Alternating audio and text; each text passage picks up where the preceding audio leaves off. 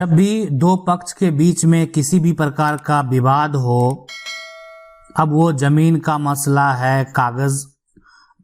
जो है उसमें किसी प्रकार का समस्या है, या कब्जा का आपका समस्या है,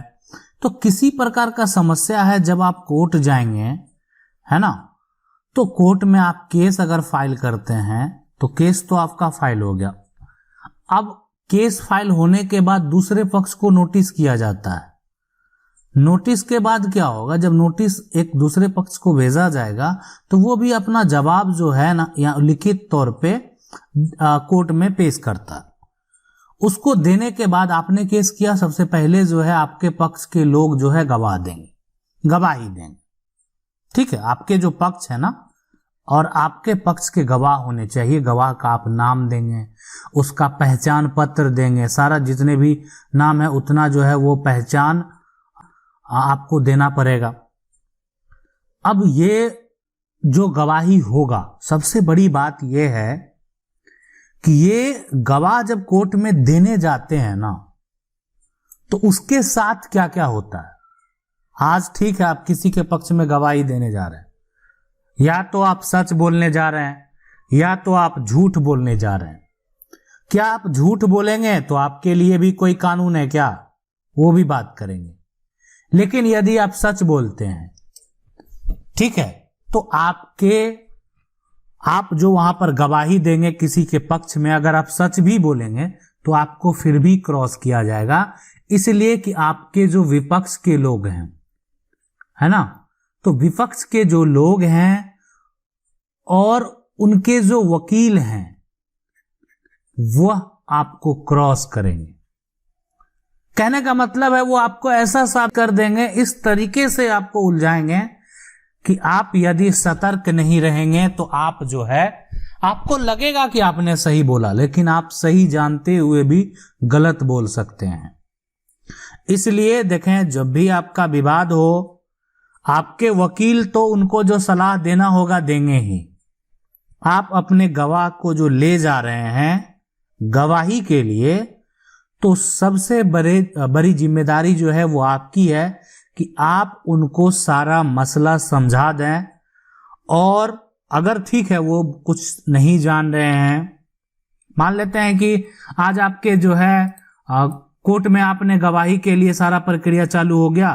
ठीक है, अब ये व्यक्ति जो है जमीन का, मान लेते हैं कि कब्जा का विवाद है, ठीक है, या जमीन का बंटवारा का विवाद है। अब इस गवाह से ये पूछा गया कि जमीन जो है वो पैतृक है या अर्जित है। अब इस गवाह को ये बात मालूम ही नहीं है, किसी ये जो जमीन जिसके बारे में विवाद हो रहा है वो पता ही नहीं है कि ये जमीन इसके बाप दादा की जमीन है या जमीन को वो खरीदा है, ठीक है। और जिसके पक्ष में गवाही देने जा रहा है वो भी उसको नहीं पता है कि वो कितने भाई और कितने बहन है, ऐसा भी सवाल कर दिया जाता है। जो गवाही देने जा रहा है उसको पता नहीं इस जमीन का जो है चौहद्दी क्या है, मतलब अगल बगल कौन लोग हैं। जो आपके पक्ष में गवाही देने जा रहे हैं उनको पता नहीं है कि कब्जा करने वाला व्यक्ति कौन था, कितने साल पहले जो है वो कब्जा किया गया। आपके गवाही के द्वारा बोला जा रहा है कि नहीं 10 साल से कब्जा है, आपके गवाह बोल रहे हैं। जो कब्जा करने वाला वो बोल रहा है कि 20 साल से हम कब्जा किए हुए, और आप लिख के दिए हैं कि 6 महीना पहले जो है कब्जा कर लिया। तो ये बात तो आप बताएंगे ना अपने गवाह को। तो ये जो आपने जो लिखित तौर पे केस फाइल किया, तो आपके गवाह उस अनुसार गवाही दे। ऐसा नहीं करे कोर्ट में कि आपके गवाह जो है, आपके गवाह को क्रॉस कर दिया जाए और आपके जितने गवाह है, कोई आके 10 साल से कब्जा कहे, अगला नहीं ये लगता है 15 साल से कब्जा, फिर नेक्स्ट आता नहीं 18 साल से कब्जा। अब आप देखें कि आपका जो सारा ये यहां पर जो गवाह जा रहे हैं वो बयान जो दे रहे हैं उसका कोई भी मेल नहीं है। फाइनल जब भी इस पे किसी प्रकार का दोनों वकील में अगर बहस होता है तो समझ लें क्या होगा, आपके जो गवाह हैं उसको आसानी से झूठा करार दिया जा सकता है, इसलिए कि आपके सभी गवाह के जो है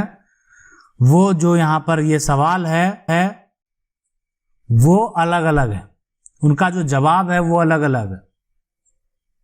तो इसीलिए आपको सबसे पहले वो प्रिपेयर उनको कर देना है, तैयार कर देना है कि आखिर उनको गवाही कैसे देना है, क्या बोलना है, कितना बोलना। देखें, जब भी आपको सवाल किया जाए तो सबसे पहले सवाल को गवाह को चाहिए कि वो सवाल को सुने और उसको समझने के बाद, ऐसा नहीं है कि आपको 10 मिनट के बाद जवाब देना, बिल्कुल आप 10 सेकंड जो है आप सुने उसको, 10 सेकंड में तो सुन सकते हैं, 5 सेकंड सुने, और सुनने के बाद जो है तुरंत उस पर नहीं बोलना, आपको पहले सोच ले माइंड में कि आखिर इसमें क्या है। हाँ, रही बात, लेकिन हर आदमी जो है भूलता है, तो इसलिए जो है आने से पहले सारा बात जो है, सारा प्रक्रिया समझा देना, इसलिए कि जो आप यहाँ पर ये बोलेंगे गवाह, वो सारा अब जो है सिस्टम में, वो एक ऑनलाइन पोर्टल पे सारा इंफॉर्मेशन लिखा जाएगा, बाद में देखा जाएगा। देखें, गवाही जो है किस तरीके से हुआ है। किसी का रजिस्ट्री का ही विवाद है, मान लेते हैं कि रजिस्ट्री हो गया है और आपको सही जगह पर जमीन नहीं मिला, आपका जमीन ये होना चाहिए और आपको जमीन जो है वो कहीं दूसरा साइड का मान लेते हैं ऐसे मिल गया, इस तरीके से मिल गया, जमीन आपको मिल गया। हम मान लेते हैं कि इधर सड़क है, लेकिन आपको सड़क का ये पोजीशन नहीं दिया गया। तो अगर ऐसा समस्या है तो इस बात को स्पष्ट कौन करेंगे? आप तो मान लेते हैं कि जो जमीन विक्रेता बोला कि नहीं मैंने जमीन दे दिया है, ठीक है, आपका एक मान लेते हैं अमानत का रिपोर्ट भी आएगा, है ना, इसको मेजर किया जाएगा, नापा जाएगा और अमीन के द्वारा, और उसके बाद एक रिपोर्ट तैयार करके भी कोर्ट में पेश किया जाएगा किसका पोजीशन क्या है। लेकिन उसको भी गलत जो है करार दिया जा सकता है, वकील के द्वारा गलत जो है बताया जा सकता है, ठीक है। अब यहां पर एक सबसे अहम रोल होता है गवाह का। देखें, अगर अदालत के सामने अगर आप झूठ बोलते हैं, ठीक है,